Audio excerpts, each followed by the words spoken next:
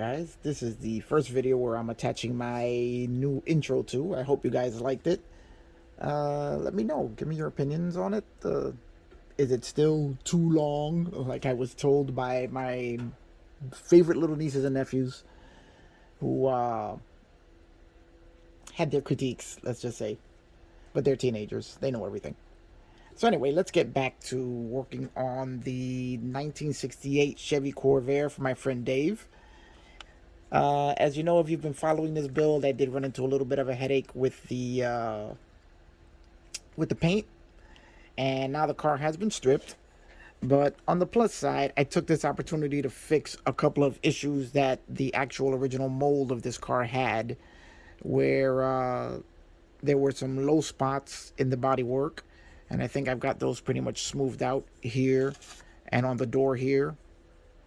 The door was a bit of a tough one to try and get exactly right because it's got this crease right in the middle, and the more I messed with it, I took a risk of ruining that crease. So it's not perfect, but it's much better than it was. Also took a chance to fix this door handle, which basically was missing. I don't know exactly how that happened, but I made a new door handle, fabricated a new one out of styrene plastic, molded it to the body, glued it on, shaped it. So now it's very similar to the one on the other side.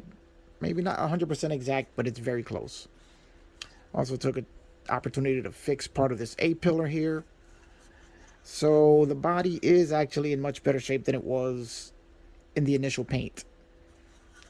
So it should come out much better. So now what we're going to do is give it a nice coat of primer to even everything out.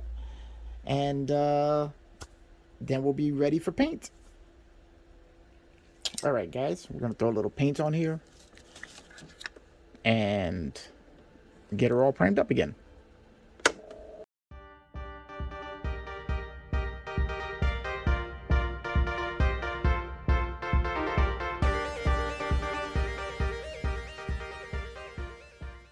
That's it for a nice light coat. I'm going to let that dry and then give it one more coat and I think we'll be done.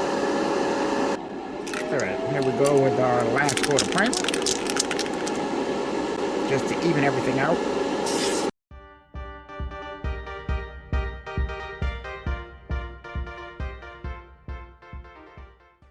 Alright guys, that's it for the priming. That Tamiya primer lays beautifully. I mean, I've really got to recommend it. If you need to do some priming and you don't want to use an airbrush from a can, nothing beats the Tamiya primer. Or at least for me. It's my favorite. Now we're just going to let this thing dry overnight. And then we'll be ready for paint. So in the next video, we should be up and running as far as the paint goes. I just wanted to thank you guys. Looking forward to a new year of builds. This was the last build of 2020, which is 2021, which has now become the first build of 2022. So remember, follow along, like, subscribe, and hit that thumbs up button. Hope you're gonna enjoy the ride we're about to take.